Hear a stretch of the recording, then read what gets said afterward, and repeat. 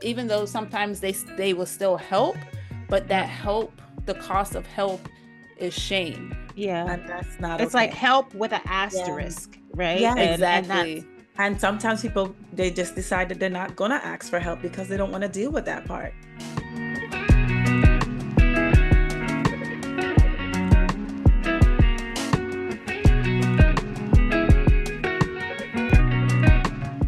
Hi, I'm Kelli. And I'm Danni. Welcome back to the ProCreatives Podcast for moms who make things. Yes, the podcast for moms and future moms who are navigating their creative careers as they raise their little inspirations. Today's guest is yet another incredible mom and creative. Yes. And I will say this particular woman inspires me so much. She probably has no idea. I've been watching her journey on social media for a while, and I'm so glad that we're able to have her sit at the table with us. So let's get to know her. Moon Lee Ferguson is a Jamaican American filmmaker based in South Florida. She is known for her viral award-winning fantasy series, Juju, the web series, which made her a finalist for the Comcast Black Experience on Xfinity Award. Her passion for storytelling stems from her childhood love for Florida's history and mysticism. Since 2019, Moon has gone on to produce many other projects in the genre space, such as Dark Before Dawn, a supernatural thriller, Robin Hood, a horror comedy starring Gail Bean of Snowball, Criblore, a horror anthology, and her upcoming feature, Skettel, which is surrealism, under her production company, Filled with Magic Productions. Outside the narrative space, Moon has worked on network shows that have put Black stories to the forefront, such as Street Food on Netflix and the 1619 Project on Hulu.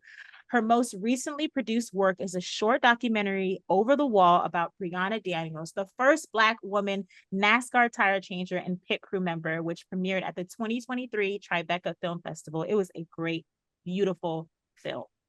Moon's experience as a Black woman in America, a first-generation American and a teen mother, has been the vortex for her stories.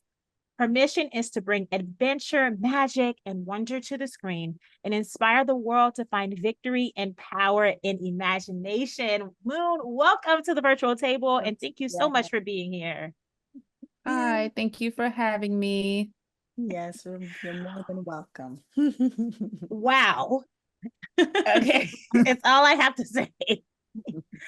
Wow. Obviously, there is this amazing through line with your storytelling, and we're going to get into that. You know, you're an amazing filmmaker, but we always want to lead with mom. So we focus our conversation at the start by focusing on your journey as a mom. Then we'll get into a little bit of your career stuff, which is chock full of career stuff, but we'll get into that later on in the conversation. And obviously, you were a teen mom and to an incredible son. But I want to ask, how did that impact your personal journey as a mom, becoming a mom as a teen, as a woman who obviously has goals and dreams that they desired, but how was your journey into motherhood? My journey into motherhood, I think I'm still processing that. That's real. Single motherhood, especially being a mom so young. I got pregnant at 18, had my son 19. So it's like technically still teen mom, but I was out of high school. I was like 2 months into freshman year of college, but I still feel like that's still teenagery because I still needed my mommy. Yeah. But it could be very traumatic. I don't think a lot of women admit that, or like it's not really talked about, like how it's very traumatic on the body and stress, and it triggers a lot of survival skills. So you're always like constantly in survival mode for like basic needs, and then basic needs for two people. So I said I'm still processing that, even though I'm like 35 now, but it's like all that is like catching up to me, where I'm like, oh wow, I never really processed from the time I found out I was pregnant until now. Like I kind of just kept, all right, Yes, this is what it is. We just got to find money for diapers, got to find money for this. We just got to do it. Not really just like, wow, like this is happening. So as where I'm at now, looking back, I can see why how my journey got me here and why it was needed. Because that helps me tell stories and make these characters. But I know back then, as I was going through it, I was like kind of on autopilot, but also kind of like not took it as punishment, but like say like, well, this is what it is. Like I decided to have this baby so young with no resources. So I guess this is just my life. Like I just have to, I don't want to say suffer. I feel like that's kind of dramatic. No. Yeah, no, but I'm glad But you're saying that. suffer.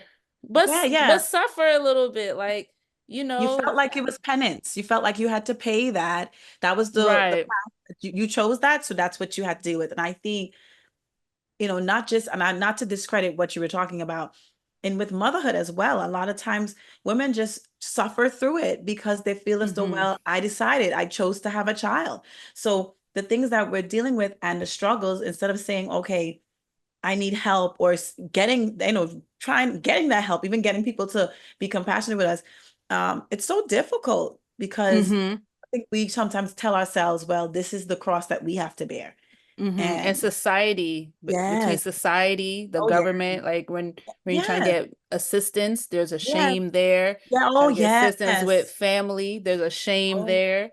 Get assistance with immediate family members, there's a shame there because you had this baby so young. And my whole thing was, well, you were supposed to go to college, you were supposed to be learning, like you're supposed to be doing what you need to do, but also not asking how it happened sometimes.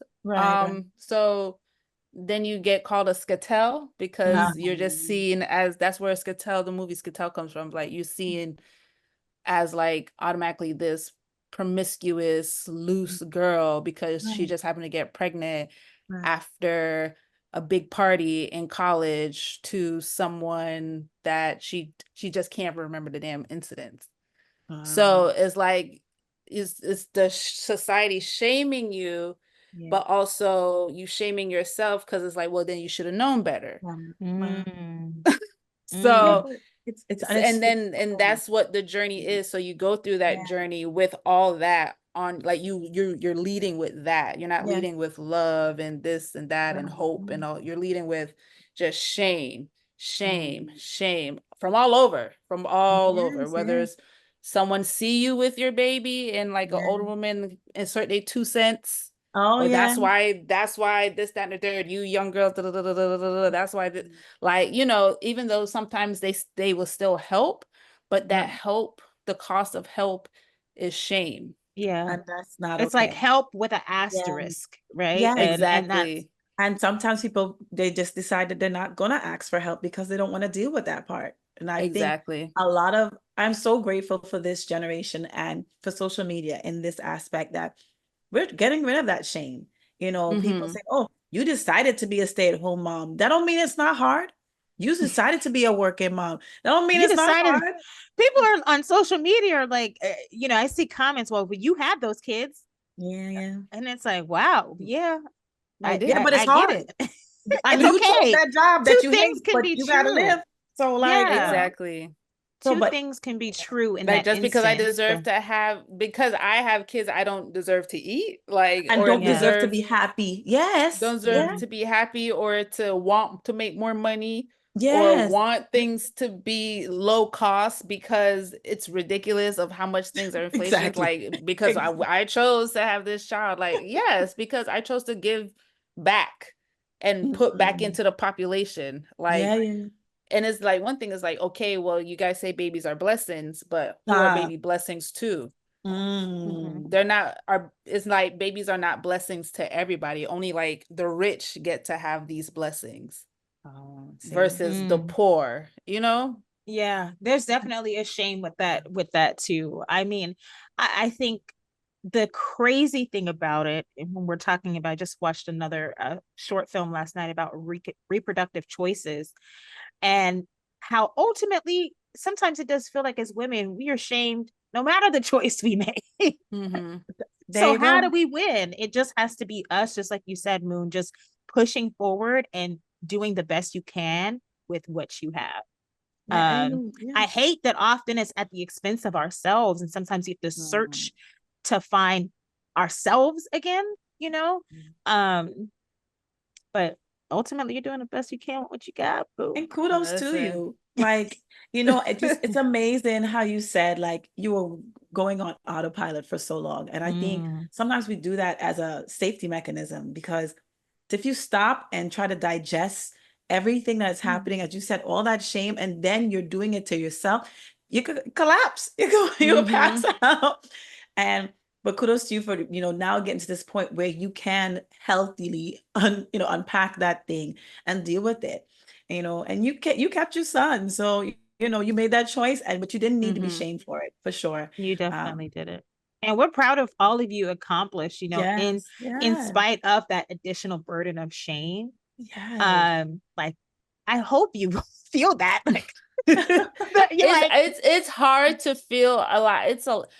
When you're a Caribbean person's child, a child of immigrants, Come talk boy, about it. it's praise is not a thing at mm, all. So it's like, because as a child, when like you come home happy with your A's and your B's and your honor rolls and this, that, and the third, and your Caribbean parents are like, well, that's what you're supposed to be doing. Like, yeah. What else you go to like, school for? You want right, full what else you point. go to school for? Like, you don't get no allowance, you don't get none of that. You just don't even get a ice cream cone. Like, You don't get not a that. little happy bill, like nothing, not a high five, not a good job, not a nothing. So it's like when you get so used to that, and then now It's it's hard into to retrain adulthood, yourself. right? And then now you're following your dreams and you're winning these things and you're getting these grants and you feel a little piece, an ounce of Yeah. it, like, oh, oh, I did that. But then it's like, well, that's what you're supposed to be doing. No, no, no.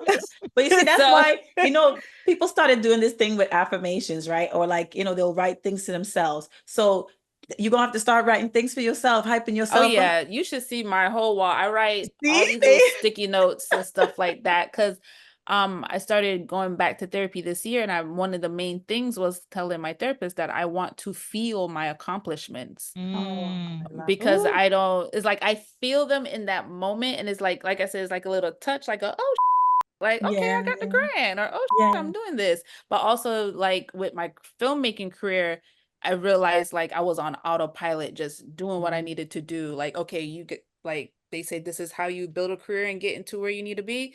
That is what I'm just autopilot doing what I need to do to get me to where I need to Amazing. be, but not acknowledging the honor rolls along the way, Did, basically. did you always know you wanted a career in film? And did you make that choice? Like, did you go to college with that intention? And like, or did you make that choice after you had your son?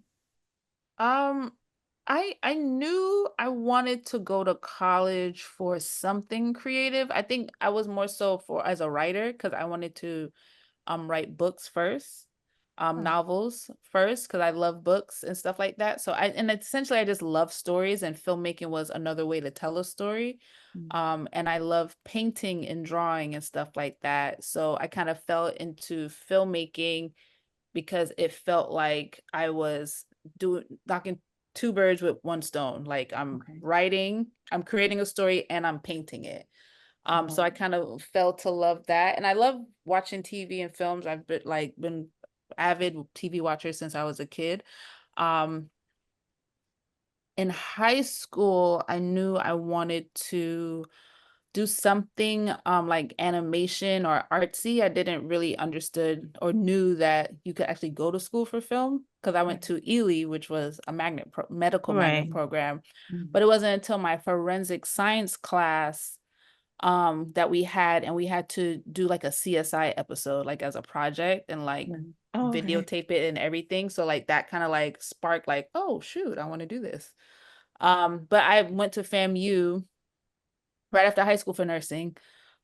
Oh, for nursing. Which, yeah, for nursing, and which my That mom did sounds all very that. Caribbean. It sounds Exactly. very. I was gonna say my mom did my application and she did all that stuff. She was like, "Oh yeah, you got a FAMU. Here's where you're going." I'm like, "Okay." Oh no. Wow. I'm the oldest, so I was very just obedient. So I Right, didn't right. really like push back a lot, and I was just like, "Okay, whatever. I guess this is what I'm doing." But I Right. always try to find ways outside of the thing to be creative. So whether it's just doodling, drawing, and stuff like that. And I would write and like stop and write, like write little short stories, write little poems, just to in the moment, just Yeah. not as to think of it to like bring me somewhere, but just like expression and to just Because get it was new. It's thoughts from out. you. It was yours. Right. Yeah, yeah. And then it wasn't until what I can't, time is so gone from me now. I think my son was like 7 or 8, and I was doing a physician assistant. I decided to do physician assistant program because I was stopping and starting school. Um, and when I went to FAMU, and then I transferred to Georgia, and then I went to a bunch of different schools, like just starting and stopping because of, being a single mom and having to put work first and stuff like that. So me going to college wasn't as linear as most. Right. And then I just completely said I can't do nursing. It was just too hard and too overwhelming for me. So I just kind of said, okay, let me find something else. So I kind of like, maybe I can do early childhood education because I like babies. I can deal with them. Mhm. And then maybe lean into just something in that area where I know, like, okay, once I get this degree, I can go get a job. But all that didn't work out. And then I buckled down like 25, 26. I said, okay, girl, you got to finish something and do something because all All this job right. hopping is crazy right now. Sign up to do physician assistant because it was just 2 years. I ain't got to do no nursing tests, no med school crap, just in and out. And then I took a screenwriting class as an elective. Enjoyed it, and then asked about the program. And my best friend, we had just met at that time through another friend. She was in the program also, for the 2-year program at Miami-Dade College. And so I went to go check it out, and I went to school, and then got finished that, went back to school for screenwriting, finished that, and that's here I am. Wow. Meow. So I went to I like Wow. how you did it. But so you talk about you got into early child education, right? And part of me, I'm just assuming, you can tell me if I'm wrong. Was that because of your son? Because obviously, if you have like regular jobs, I know that was one of my reasons for going back into education. It was just around my children's schedule. Like I can't work was that one of the reasons? And then Well, you're doing yeah, it, right? You know it because you had a baby. So exactly. And it was, and also to kind of understand him more, because he had a Um, lot of he's neurodivergent, so he had speech and language delay, he had some developmental delays, some social delays. He had a lot of delays, and he's on the spectrum. So also early childhood education helped me with that, like understanding it more. yeah. And also I took child psychology under that program, the little bit of time I was under that program. I took child psychology, and that kind of like opened my brain up of like, oh Wow. wow, this is a parent's manual. Yes. They say like there's no manual for children. I'm like, yes, it is. A child Yeah, early psychology childhood book. education. Like, yes, it is. So it kind of just like opened me up more Right. to just knowing a little bit more about kids and stuff like that. And then I started substitute teaching, and then I ended up being like long-term substitutes, like when teachers Interim. are, Yeah, interim yeah, sub. interim subs or Yeah. whatever. And then I taught kindergarten. So and that helped me with the kindergartners. Like me and 5-year-olds were like this. Yeah. Older than like 8, I don't have the patience. It's different. Listen, I know I teach I teach 4 and 5. Something about that age is just that's my sweet spot, Listen, and I they totally fall in understand. line. They're impressionable. You don't pick And up people the growth, crosses. it just I think for me, and maybe it might sound crazy or selfish, but I love to see the growth. And I think because Mm-hmm. you can really you can see so much of it happening in such a short period of time. I'm not saying that it doesn't Mm-hmm. occur in other grades, but it's just I love to see it. I'm like, you did it, you Mm-hmm. wrote your name, and they're ready to accept it too. I don't have to break down too much because They knew. Yeah. And they fall in line. Like once they get Yeah. order and structure, they like I had my little kindergartens like soldiers. Like they they knew the routine. And if another kid came in the class from another class, like timeout or whatever, they would be like, no, not up in here. Not in here. I like that. Like I know that's right, not up in here. So Wow. yeah, so that's typically that was the journey. The journey. Wow. That's amazing. Wow. Very Yeah, well-rounded. it was very scary at the time because I was like, what the But you frig got there. am I But you- doing with my but you life? got there. And you know what I really admire about your story is that you said you started this, you went in for one thing, wasn't really what you wanted. And then you pivoted, but you said you started and stopped, but you kept going back. That shows such perseverance, right? Some people could say, well, I tried it already. I'm not trying to. You started and stopped and you kept doing that. And then you finally faced the thing and found the thing, fell back in love with the thing that you originally loved. Yeah. And I love that. I love God about that. You know, he makes that plan real, Hello. rethinking, and everything works. Like he takes everything from our life and can, to enhance us. Like you said, it really prepared you for filmmaking. Oh yeah, for sure. Like something when I like writing stories is so easy because I'm like I can just pull back from anything from childhood up until probably up to last year. Just because life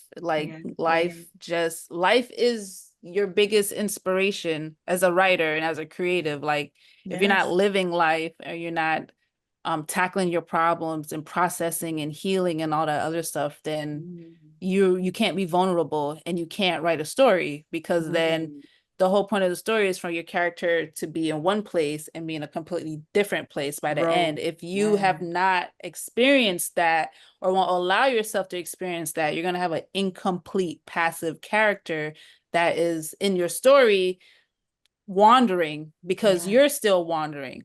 So yeah, I'm very grateful.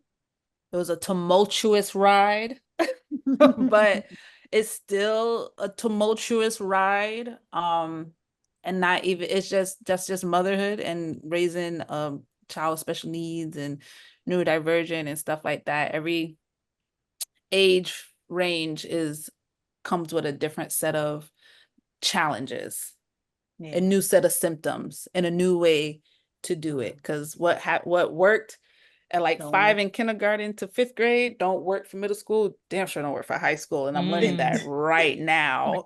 Oh no. So yeah. You're in the thick of it. And I know you mentioned, that you're pulling a lot from your life. So if we can get into some specifics, like what has been a moment in your career, even more so than like you're pulling for your life to write, but a moment where your career and filmmaking intersected in a beautiful, like, oh, wow, moment type of way. May have happened a lot, but I would say it's with Skettel. I wrote the feature in like 2000. I finished the feature in 2020.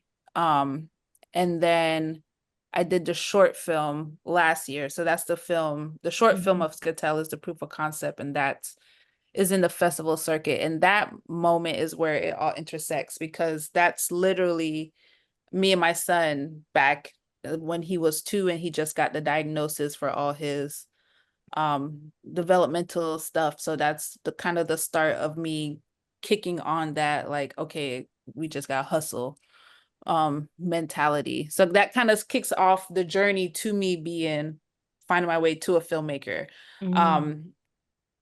So yeah, that's like the biggest intersection, just like that story. And it's about this oldest daughter, young mom, immigrant child. So it's all those layers. And then she finds peace, solace in this gritty hood Atlanta nightclub where she gets hired as a bottle girl and she becomes like the top selling bottle girl. And it ends in this like dance hall contest because she has to win this contest to get a whole lot of money so she can finally like move out and just kind of like, all right, I can't be older sister. I can't be my mother's emotional support dog. I have to put me and this child first. And she kind of just leaves and all that. And just, the big sister freeing herself, the eldest daughter freeing herself. So, and it's like in the tone of like Honey slash like Save the Last Dance slash maybe even kind of like Players Club, but also as a um coming of age film for a 21-year-old of this girl and this woman just kind of like finding herself. And she doesn't necessarily find herself completely. She find herself finally making that first decision for herself, which is like, okay, I gotta do what makes me happy. I gotta study what makes me happy, do the job that makes me happy, and leave home, basically. Like she's leaving the nest with her baby. Wow. It sounds so good. I'll be like, just, let me know whenever it's showing somewhere, because, I don't want to miss out on these things. So We got to manifest the money, manifest the funding. I know it's going to be at Michaud, Danielle. Oh, so come back to let LA. me know, girl. I'll buy a ticket. And, I have to come back to, we did one when I went to visit Kelli in California. She took me to one of the events. I was like, okay, let me try to like, fit in kind of thing. Try not to embarrass her a little bit, but we had a good time. It was fun. It was fun. And I resonate with your story so much in the fact of just growing up Caribbean with all of these expectations. Even when you said like parents' emotional support animal, it's like there are all of these things that we have to navigate within ourselves, on top of being mothers, on top of wanting to pursue our own dreams, on top. And sometimes it can get to be so much, so overwhelming. But side question to you, it sounds like your creative, like you're able to, I don't even want to say that it's therapy in creating your work sometimes, but you're expressing your own story, your thoughts. Do you feel like she made decisions that you wanted to make in that story and in the film? Yes, and she made decisions that I was afraid to make back then. So even though she's loosely based on me, she's more outspoken, more direct, more not like she's obedient, but she also stands up for herself. And she's a little bit more active than I was back then because I wasn't too active. I was just kind of letting life just pass me. But yeah, so like she has a little bit more grit, a little bit more resilience than I did at that time. Like who she is then in the story at 21 is who I am now at 35. But at 21, I was just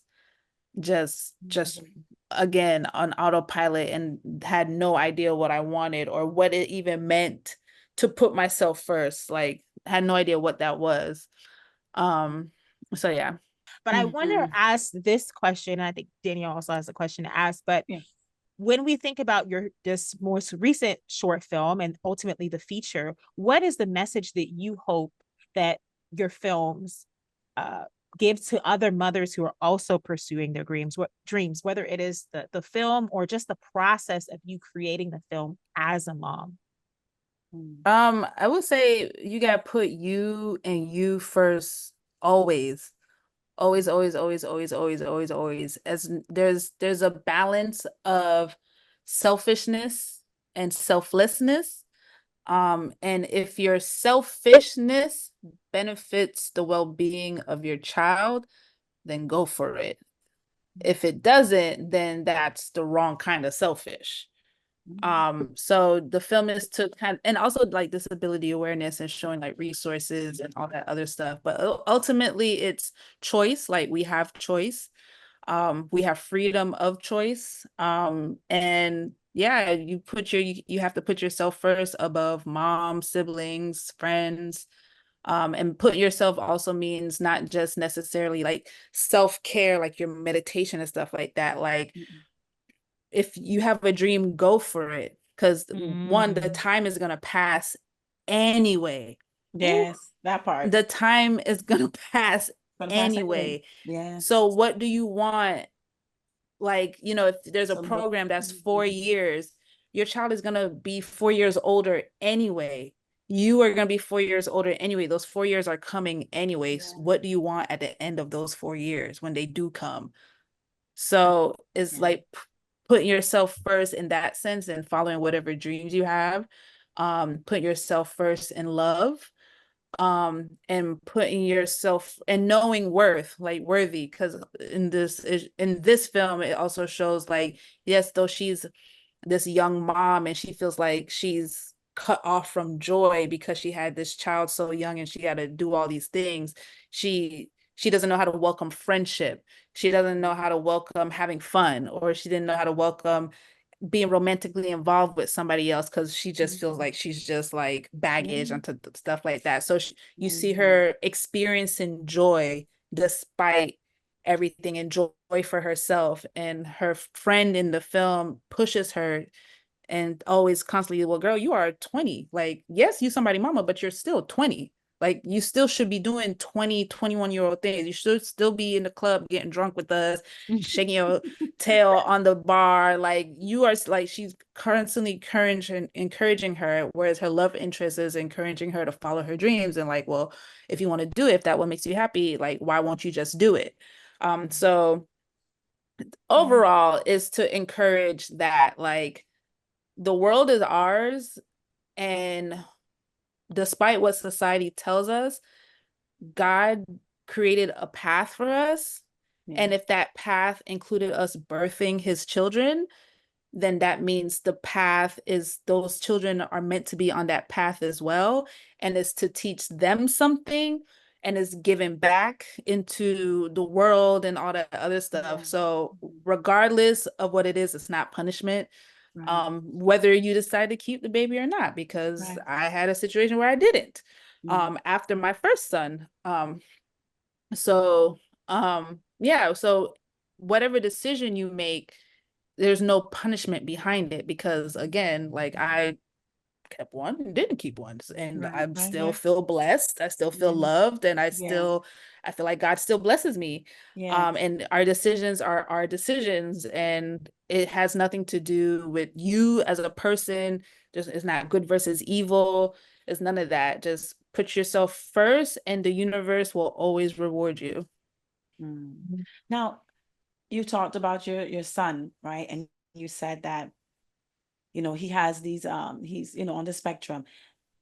Even having children working in this film industry is very challenging, right? Because of the time that it demands of you. How were you able to navigate both? Like, do you have any specific challenges that you faced, or did you have like a team that was supporting you? How were you able to do both? Definitely my family and best friends. My two best friends, one literally, like, if I show you my window, you can see her building. We love a good village. So she's literally right there. And then I have another best friend. She's like 10 minutes away from us. She lives like across the street from his high school. And then my mom and my siblings, and my dad's side of the family, a lot of them are up here, and I'm very close to them. So my grandparents, my aunts, uncles, and all that stuff. So it's just relying on them, and those are really the people I really relied on, only because we don't send our kids to anybody. You know that. Come on now. So say that. I'm like, so if I have to fly out for like work or something, is either he over at my best friend's house, because he can still take the school bus, and then, or he at my mama's house. And like, that's really like the first person I really call is my mom. I'm like, hello, and like, I just drop him off. Like, I can just roll up right now, just drop him off, and they'd be like, okay, hey, bye. It's like, I don't have to like, hey, can you do this? Or hey, can you take him for this weekend? I can literally just like go, all right, I'm dropping him off. And then just, if I don't come back till Wednesday, no one is calling me. You kidding? Oh, they love. He is more than welcome. No, I love that. Yeah. So my mom won't. She's never, even because that's her first also grandchild. So like, even when he was like 5 and 6, and I'm dropping him off for the weekend, and one time I like purposely did not like show up just to see, nobody called me. Oh no! They said, that's our baby now. They were big chilling. They were I was like, is he alive? Do he need anything? She was like, no. You know, I'm still his mama. So I'm very blessed for that. So yeah, so that's typically how you what's do. been. And then also because I'm the oldest and my siblings, I just be like, I don't even ask them. I'm like, hey, I'm dropping Taj off. Because Y'all I gotta took care of you, right? figure That's what you said. You told hello, figure it out. them. Figure it Big out. sis has spoken. Okay. All right. So yeah, it's just village support. Yeah, just your village. And there's been times where I had to bring my son on set and stuff like that for my own films when I was like trying to like, you know, make my stuff. So he's been on set for stuff like that. But yeah, it's just village, Awesome. family Yeah. and friends. Good. We love a good 100%. village. We love a strong, Yeah. serious, loving village. Yeah. Where would we be Hello. without them? You know, as Yeah. moms, but also just as women. I think about the people who have, you know, shaped me and my perspectives over the years. So yeah, and I'm glad truly that you have that support, especially as a single mom, because not all women do, Mm-mm. period, whether they have a, you know, a partner or not. Or whether they Sometimes married or not. oh, That's exactly. right. Whether they have a partner, Yes. whether they're married or not, whether they, Yeah. no, it's so having that and trusting folks enough to be able to be that support for you. Because for some people, it's not that they don't have it; it's just they have a, you know, a trust issue. So And yeah, pride and that pride and Yeah. shaming Yeah, and because they shame. think that I shouldn't have to ask you because you know you just you don't feel like you want to ask them because you don't know what they're gonna say. But that's Or once again I'm huff talking. and puff. You know, some people Yeah, will say yes, but then like behind your back, they're huffing and puffing and complaining. Da, right. da, da. And that's one thing I cannot just flat just say no. Yeah, just say you don't. Yeah, yeah. and that's one thing. That's another thing about being secure, like understanding who you are and what you want, and being direct. Because when you go for okay, this is what I need. You don't really have time. You don't want to. You don't want to make space for that. You don't want to make space for thinking about the what ifs. What if they think you need to have people that you know that okay, if something happens, it's you know don't have to always be a yes, but they're gonna be straight with you. Yeah. Yeah. Mm. And I know with me, I definitely try to show appreciation as much as possible. So Yeah, same whether thing. it's like taking my friends out for dinner and covering the bill, like, oh, I got it, or Yeah, you want to go out, or like, you know, yeah, buying my mom and sister and siblings gifts or taking yeah, them out to eat. So it's like, I think it's also that too, that I'll tell like yeah, moms and like, you know, friends and just people I come up to like who'll be like, oh, they don't have family support and this, that, and the third. And I get that also. yeah, yeah, But I try to show appreciation as well to show that I do not take it for granted at yes, all. Especially like back when I was living with my mom, when I just had my son, like I would cook dinner every night, like because you know she would be at work and I would be yeah, home. I was taking online classes and working overnight at the club, so all day I'll be home. So I like, you know, cook dinner for my siblings, everyone have dinner. Like I play my part and not yeah. just because truth be told, some people they weaponize it They and That's do, true. yeah, they're not doing anything with their yeah. lives I love and that. they It's big weaponize on showing this. that. Yeah, Yeah, so any chance I get, I definitely show appreciation, whether it's like monetarily or just like if they need me to do something. Like my siblings, they know they can drop their kids off here yeah. because what I'm gonna say. What I'm gonna say. Like I be telling my youngest brother, are the fifth one, he has two little ones, and I'd be like, what I'm gonna say? What I'm gonna say? I Yeah, raised you basically. Like I'm gonna say, you yeah. know, Oh, when that's I just I, literally just be dropping unannounced this child right. off to So y'all, and it's just the just be same type of like, relationship. Not the P. I'd be like, bye, don't call me. I love it. But yeah, so I I, just I, you know give back. I love that. yeah, I think that's amazing. And in thinking about your, you know, your career and your goals, and the legacy you want to leave as a mom, but also as a filmmaker, how do you hope your son views that when he's looking back at your work as he's older and looking at your, you know, your relationship with him, but also the work that you've made, the endurance and the perseverance. How do you hope that he views that? Mm, how do I hope he views that? I don't even know. I hope I was gonna say the most mama question. I'd be like, I hope you see what the hell. Tell the truth. Tell the truth. I hope you see that motherfucker was exaggerating, okay? With all the stress and You were strife of tired, that the hard work. You hope he sees the hard work that it took. hello, that the nagging wasn't just me being annoying. But basically what I want him to see is that when you apply yourself and you put your mind to something, you can have it. It can manifest, and that no matter what limitation you have, you can still excel and exceed when you have the tools. Because that's the main thing. That's our main theme right now for high school, is because he just got diagnosed with ADHD, and he has a bunch of like executive functioning stuff. So homework is kind of like, ooh, but trying not to feel like you can't because you have certain limitations. Right. Because my limitation was poverty. And that itself brings on a whole leap of PTSD and anxiety and a bunch of, medical limitations or whatever. But I'm like, I just want to show like, there's no excuse. There's no excuse.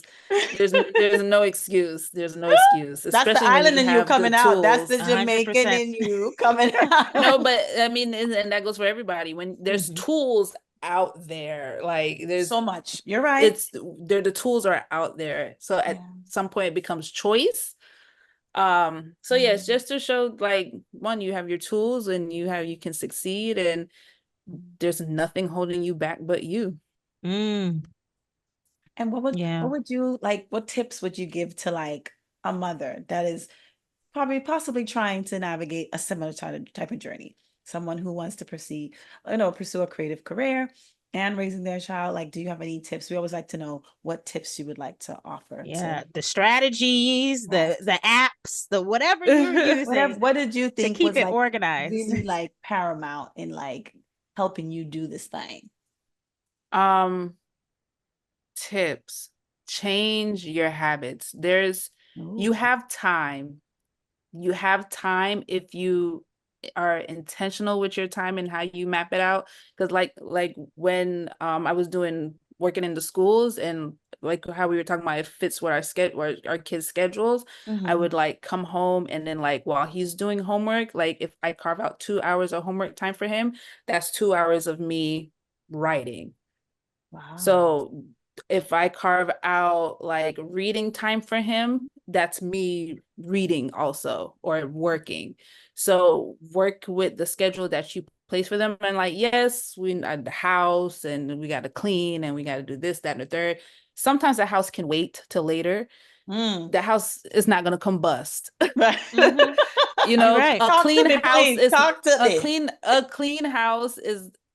clean house every single day is not gonna push us. It's unrealistic, and it's not making us further to our dreams. Right. So if you have to sacrifice washing the dishes because you just need to get that hour in for whatever time you need to work, or even if it's 30 minutes you carve yourself out, if that means the dishes don't get washed, then you get to wash the dishes tomorrow.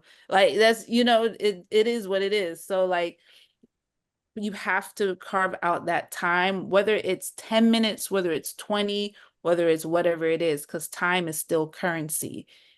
And what you put in is what you get back. So if you respect time, that's a lesson I had to learn, like respect time. Like, if I'm going to be sleeping in and complain that I don't have time to do all that stuff because I'm not respecting the time, because I'm just waking up at 10:30 a.m. like I ain't got to do. Right. So I had to change to waking up on weekends when I was working like 9 to 5, Monday through Friday, change waking up on weekends instead of sleeping in, just like, no, wake up at 6, use those 2 hours to write. If I want to go back to bed, I can go back to bed, or I can just start the day. So just really mapping out your time and starting in increments. Baby steps are still steps, is what I tell myself. So if you can only carve out 10 minutes, use those 10 minutes wisely. If you can carve out 20 minutes, use those 20 minutes wisely. And we all have an extra 10 minutes in the day. I don't care how busy you are. We all have an extra 10 minutes of the day. So, and also pace yourself, pace yourself, pace yourself, pace yourself. You know your body, you know all that stuff. Um, work your kid's schedule out to where you're still first, like schedule your stuff first and then fit your kids in. It's not you fit your kids into your kids' schedule, fit your kids in the best way you can. Because again, you are the boss. They can't drive, like you are the boss. Mhm. Right, right. You And we know? can't give them that idea. Listen, if I give my kids the idea that they running the show, my God, what would Listen, I do? they will take it And there. take off, okay? They try anyway, okay? And they They both will real take it there. strong. They'll be like, we haven't gone anywhere in a while. I said, girl, we just went to the store. I went to the store. You fine. You need to go. I be telling, I'm like, y'all got social lives at school. So Right. Yep. I said, you want play date at school. you get recess, you see your friends. Like what are we talking about? I'm I bad ain't got no sometimes. social Maybe life. that.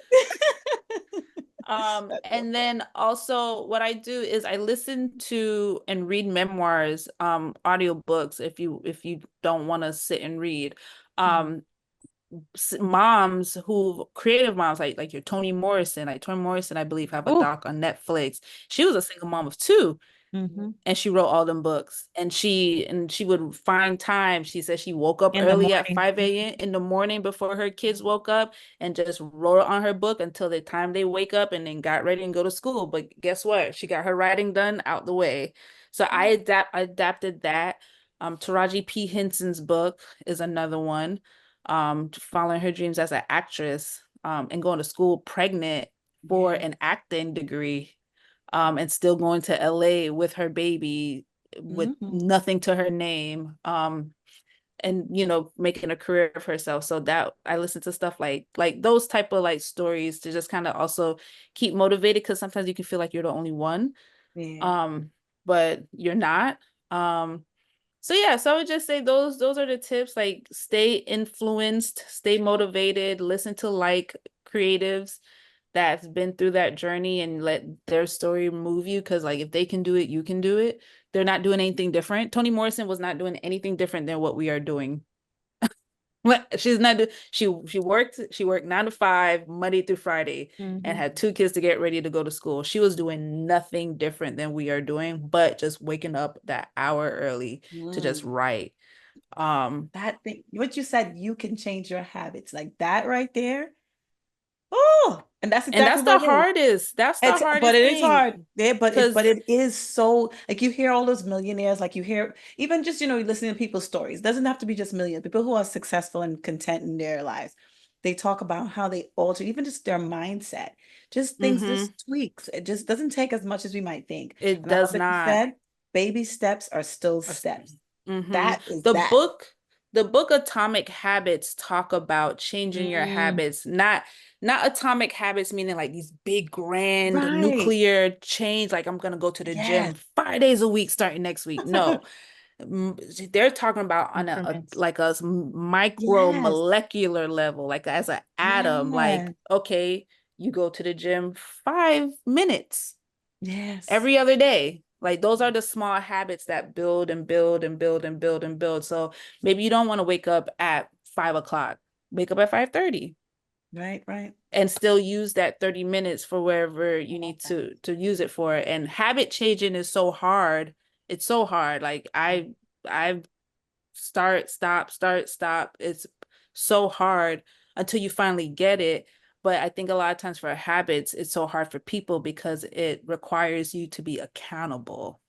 And it Yeah. requires you to say like, oh, it's me. And now like once you change your habits, there's no excuse. Like you can't bring up an excuse as to why you can't do the thing, because people are like, oh, I don't have time to write and I work 40 hours a week and I do this and I do that and I have to do this and I have to do that. And I'm like, well, I had to do all those too. I would be writing in the club, and I used to bartend and be with my iPad just writing in the club, because if it's Wow. slow, Yeah. then Wow. I'm gonna just, you Get can it done. find time to write somewhere, even if it's like 2 sentences. I'm like, all right, bet I got it out the way. So yeah, so those are like the things I would say for advice. Lean on your community, ask for help. Um, yeah, that's really I it. love that. You did it really well. Thank you. Yes. We always like Thank to you. hear the tips. We trying to make sure we getting ourselves in alignment. We listen to y'all. We don't get y'all on here. We don't do that. We take notes, mental notes, write down. Now we're gonna jump into the fun stuff. We're coming down to the end, okay?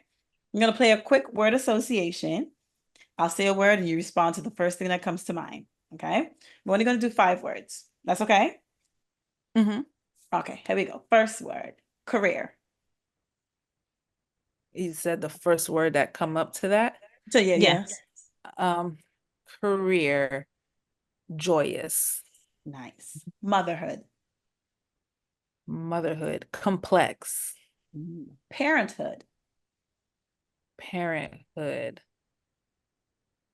nuanced. I guess that's the same Ooh. as complex. Yeah, but I like that.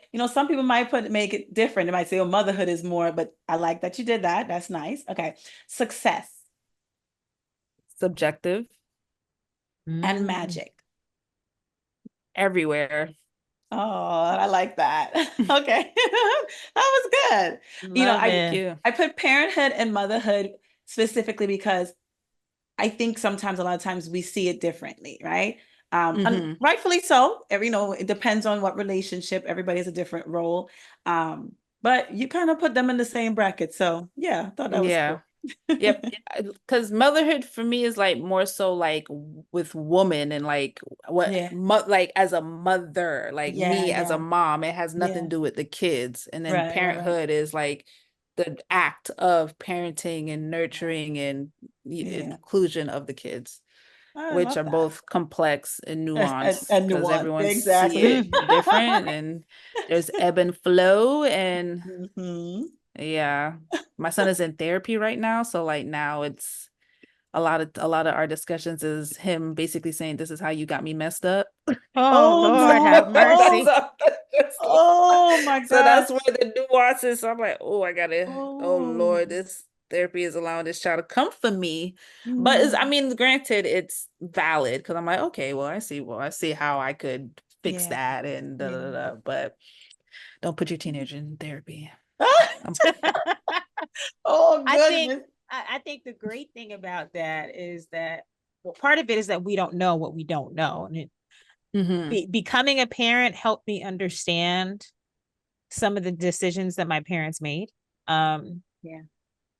And honestly, wish I had been in therapy earlier so that I could have known that before I had my own kids. Mhm. But I'm glad, and I hoping that it would be a beautiful journey for the both of you. As you said, you also Oh started yeah. therapy this year as well. Mhm. So, but Moon, we're so excited that we have this conversation with you today. Let us know how folks can connect with you, your social media, your Instagram, your website, so they can keep up with the work you're doing and learn more about the feature and possibly the opportunity to see the short as well. Yes, you can follow me on Twitter and Instagram at A Tale by Moon. My production company page on Instagram is FWM Productions. My website, www.moonferguson.com, but it's maybe down a little bit because I'm revamping it. YouTube, you just type in Filled with Magic Productions and our page will come up and it has some of our projects on there. And if you're in LA, you can check out Skettel short film at the Michaud Film Festival, October 26th at noon.